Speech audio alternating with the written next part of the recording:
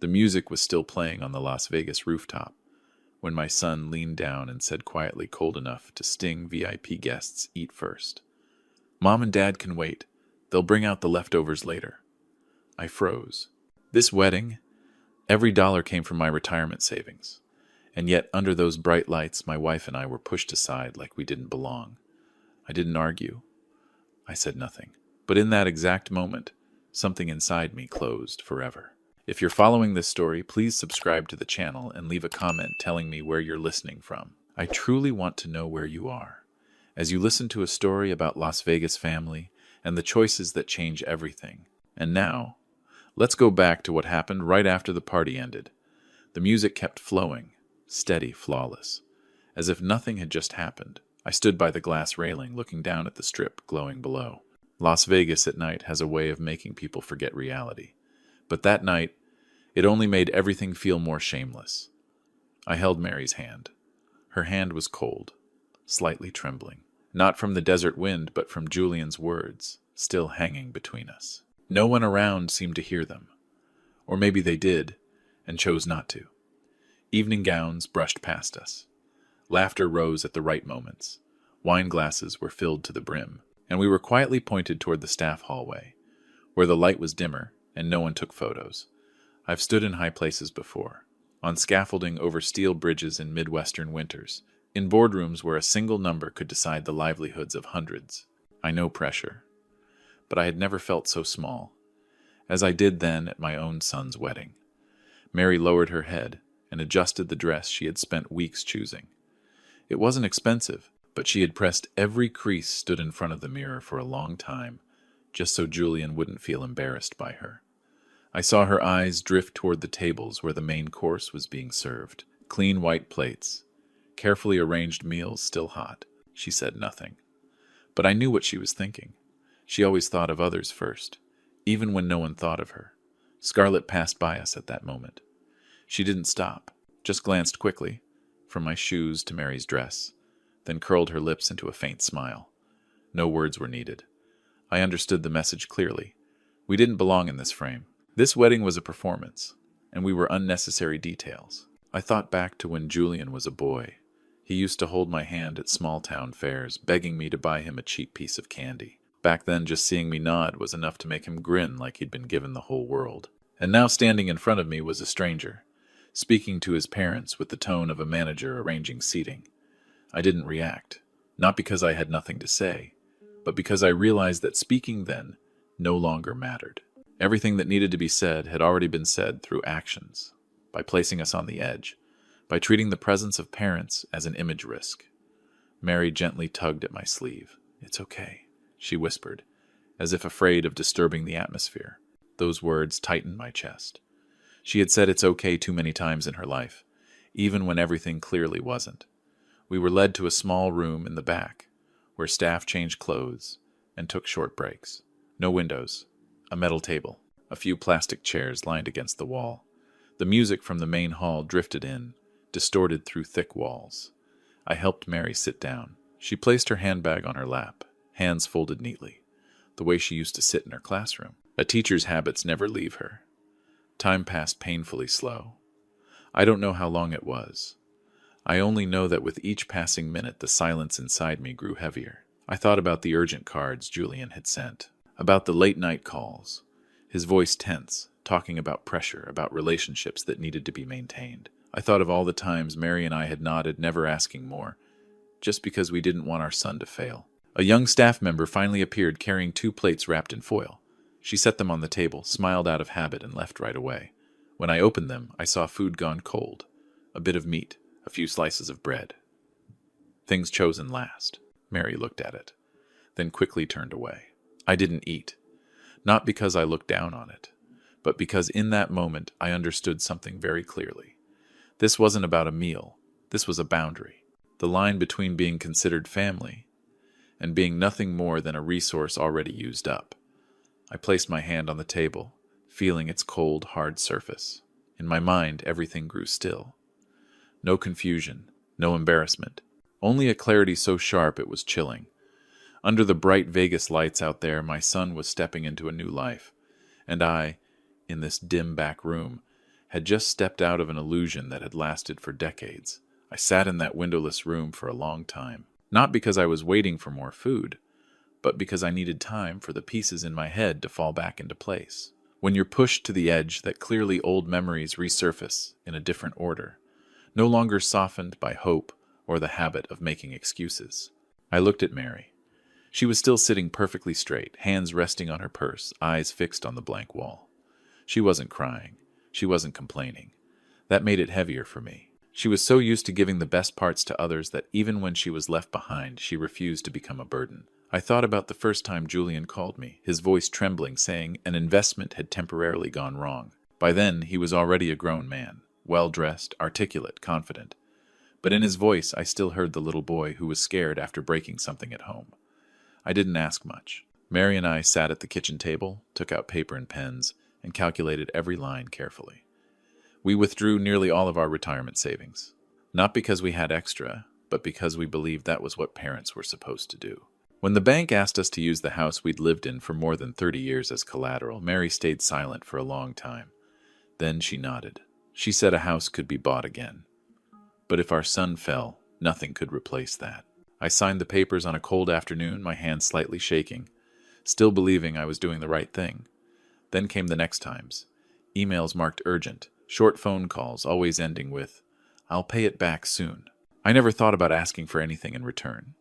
In my mind, it wasn't a loan. It was an investment in my son's future. I told myself that again and again.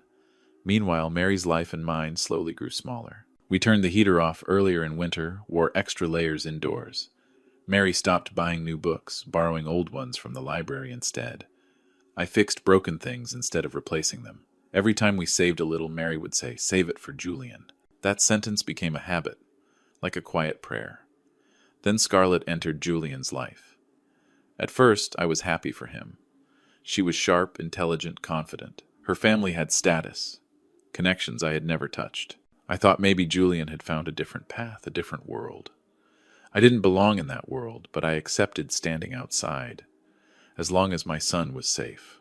The financial requests that followed carried a different tone. No longer fear of failure, but pressure to maintain an image, to be at the right level. I heard the names of luxury places, grand plans, expenses I had never imagined. And every time I hesitated, Julian reminded me of trust, of the sacrifices every parent had to make. And once again I nodded. Sitting in that room behind the wedding, I realized a simple but painful truth. In Julian's eyes, I hadn't been a father for a long time.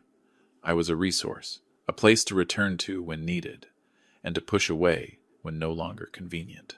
That truth didn't hit like a sudden blow.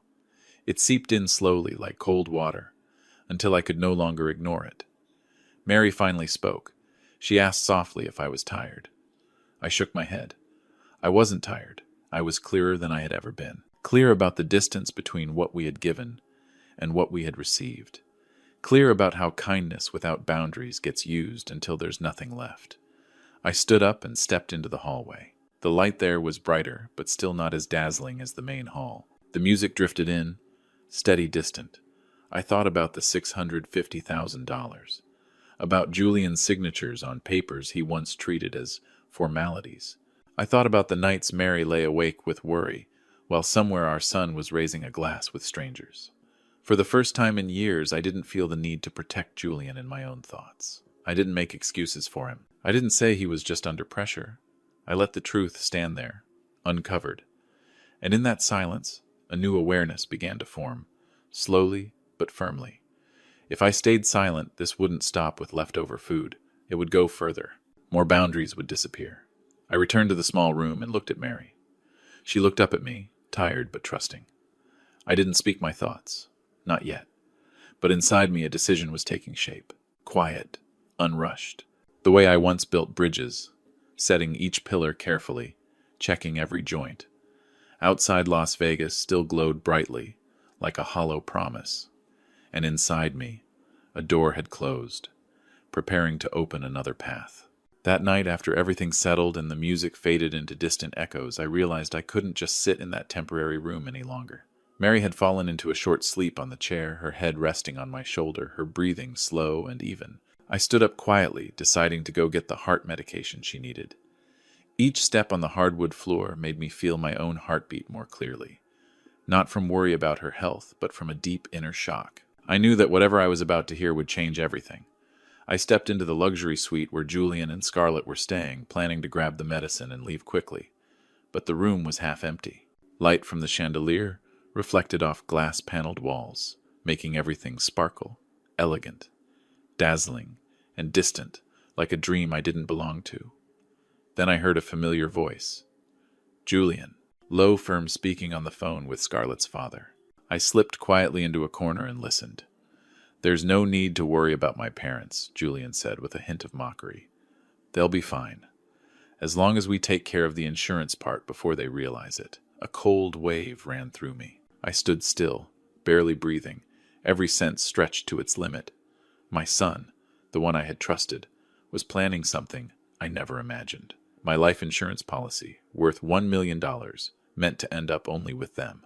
I swallowed hard, a strange numbness spreading from my neck down to my fingers. Scarlett continued, her voice calm and sharp at the same time. "After this wedding, we cut them off completely. No more chances. I don't want our children knowing they ever had grandparents like that." Everything I had suspected suddenly became clear, bright as daylight.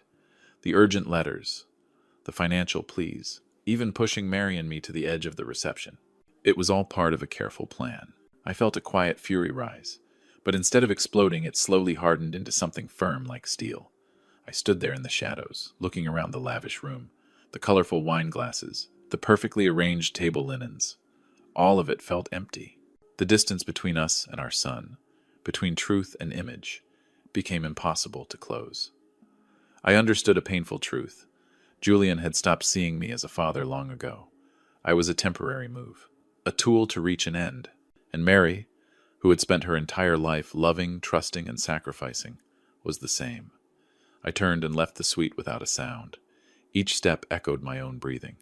Back in the staff room, I sat beside Mary. Her eyes were still closed, her lips tightening now and then. I said nothing. No explanations were needed. I knew she felt part of the truth already. That night I couldn't sleep. I thought about everything, every signature, every withdrawal, every hope I had placed in my son. It all stood bare now. Family dinners, holding Julian's hand on his way to school, quiet weekends in the Midwest. All of it felt like a thin curtain that had finally been pulled aside. I understood then. Betrayal doesn't live only in words. It lives in actions, in calculated silences. I looked at Mary, still carrying the calm I had always admired. One thing became clear. We could no longer rely on Julian or Scarlett. Not just because of leftover food, but because of everything they had hidden, every plan they had made long ago. I had to stand on my own, with reason, with experience, with the understanding I had built over a lifetime. The next morning, when the pale light of dawn slipped through the curtains, I called a few old friends in legal and financial circles, people I had worked with decades earlier. I told them everything. They listened without judgment, and in their eyes, I knew they understood what I wanted. Not revenge, but protection, and a final boundary. I reviewed every document Julian had ever signed. Loans structured as conditional investments, not gifts. Commitments tied to the use of our retirement funds. Everything was still there. I realized that in every risk I had left myself an exit, a legal path Julian never noticed, and now I could use it to protect Mary and myself. The anger inside me was still there but controlled. I didn't need to shout. I didn't need confrontation. I only needed the right moment. I had learned that sometimes silence and careful observation are stronger than any sudden reaction. And in that silence, I saw an opportunity to turn everything around, not with force or sharp words, but with clarity, integrity, and deliberate legal steps. Mary woke up and looked at me, worry filling her eyes. I simply took her hand, closed my eyes, and felt my heartbeat steady. I knew the road ahead wouldn't be easy. But this time, we were no longer the ones left behind. We had seen the entire board, and now it was time to calculate each move, carefully without missing a single detail. In the quiet, pale light of the Las Vegas morning, I took a deep breath and told myself, everything will be put back in its proper place. But this time, I'll be the one doing it. Every action was measured, every boundary set. The quiet fury inside me had turned into preparation for what came next, a step that would not only protect us, but make Julian and Scarlett understand that deception in the end always has a limit. The next morning, when the pale sunlight filtered through the curtains of the hotel suite, I was no longer standing on the sidelines like a helpless observer. I had prepared through the night, step by step, detail by detail, so I could act without shouting, without noise. I looked at Mary. She was sitting in her chair, quiet but focused, as if she knew too. This time things were going to change. I opened my old leather briefcase, the one where I kept the contracts and agreements Julian had signed. They were not gifts, not blind sacrifices. They were conditional investment agreements. I had paid attention to them out of habit, the careful nature of a retired engineer, someone who always double-checks the numbers. Now they had become the strongest tools I had to draw a line. I turned each page, read every clause, and confirmed every violation Julian may have committed. There was no need to rush. Everything had to be precise. One email, one phone call, and the legal teams were ready. We wouldn't fight with emotion, but with facts, with the law, and with our own integrity. Everything had been calculated in advance. Once the timing was right, the effect would be immediate. I thought about the dinner the night before. Julian and Scarlett laughing, raising their glasses, enjoying the luxury we had helped finance. And us, standing outside eating leftovers. Something cold and steady rose inside me. Not sudden anger, but clear-headed resolve. This time I would turn the situation around in a way they couldn't deny. First, I sent a formal legal notice to Julian stating clearly that the funds taken from my retirement were conditional investment contracts, and that their ethical violations, abandoning their parents, pushing us to the edge of the reception, and exploiting those funds, had triggered the terms immediately. I watched the seconds pass, feeling the tension in my body, but my hands didn't shake. Each step was careful, exact, like reviewing a steel bridge design one final time before approval. Right after that, I contacted the bank and the asset managers connected to their Las Vegas penthouse. One call, a few lawful documents, and every guarantee I had once provided was withdrawn. I didn't do this out of hatred. I did it to protect what was ours, to set boundaries, to make Julian and Scarlett understand that treating parents as collateral or as an endless source of money is a serious mistake. Within hours, the results began to show. Their credit cards were declined. Property service accounts were temporarily frozen. I followed the updates, but I felt no pleasure, no satisfaction. What I felt was relief. Relief from being pushed aside. Relief from watching Mary treated like a secondary guest in her own family. Julian and Scarlett didn't know any of this yet. They were still preparing to board their private flight, believing everything was under control. The luxury, the confidence, the faith in money and influence. All of it was quietly collapsing without their knowledge. I pictured it in my mind and felt something unexpected. This wasn't personal victory. It was proof that integrity, clarity, and right decisions eventually prevail. Mary turned toward me, her eyes filled with concern and curiosity. I simply smiled softly. I said nothing. No explanation was needed. I had learned that sometimes silence paired with precise action speaks louder than words. That night I sat by the suite window looking out over the city lights. Every building, every street seemed to remind me how fragile illusions can be. Julian and Scarlett believed they could control everything, but they had overlooked one basic truth. Kindness is not unlimited, and when you use someone else's kindness as a tool for your own goals, one day the law and careful preparation will answer back. I thought of the nights Mary stayed awake, the hours I spent calculating every dollar, every decision, and I realized none of it had been wasted. We had planted a seed for fairness, and now that seed had begun to grow. I felt my breathing slow. My mind was calm but alert.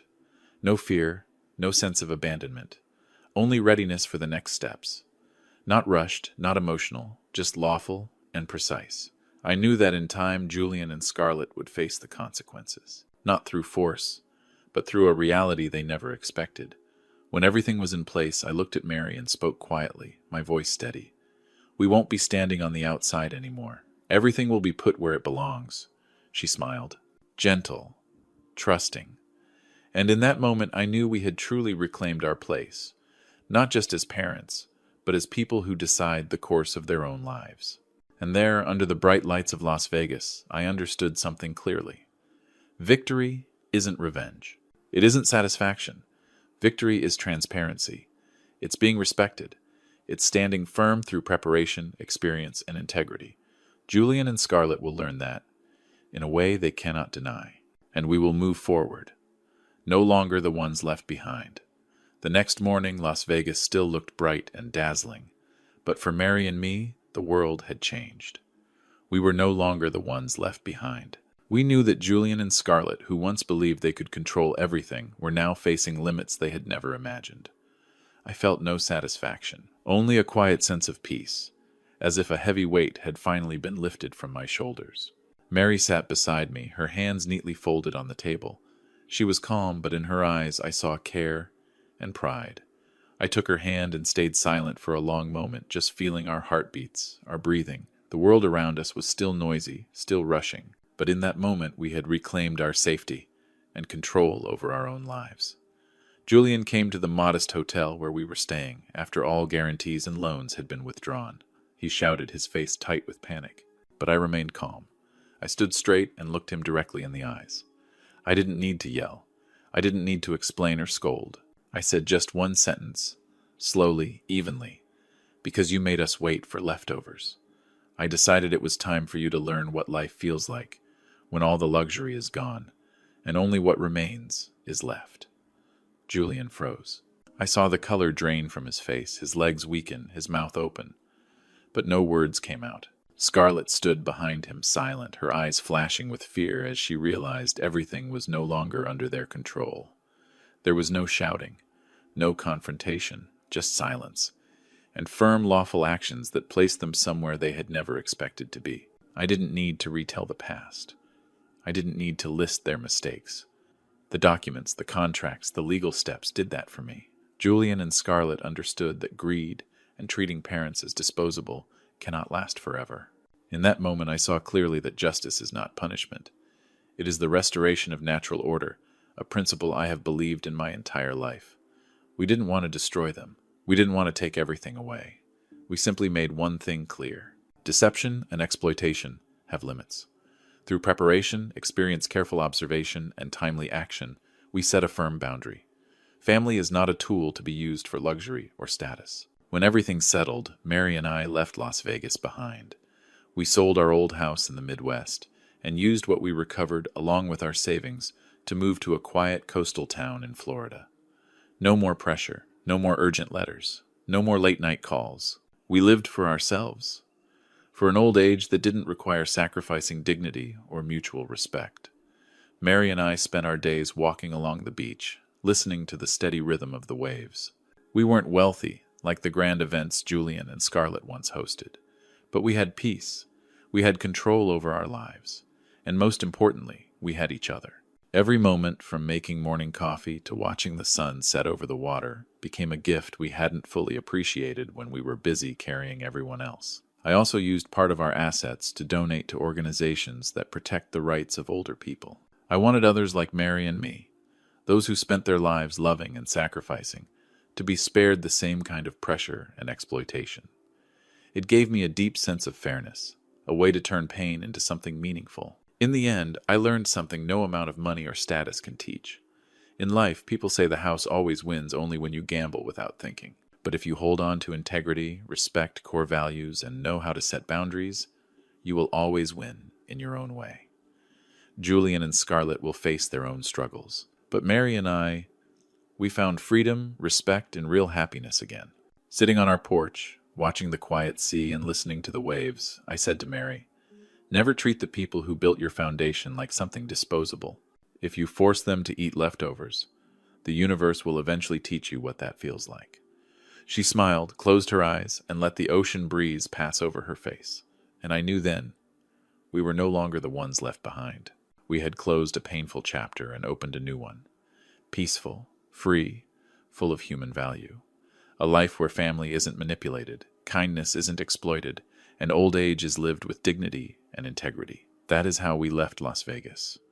Not with anger, not with hatred, but with clarity and gratitude for what truly matters.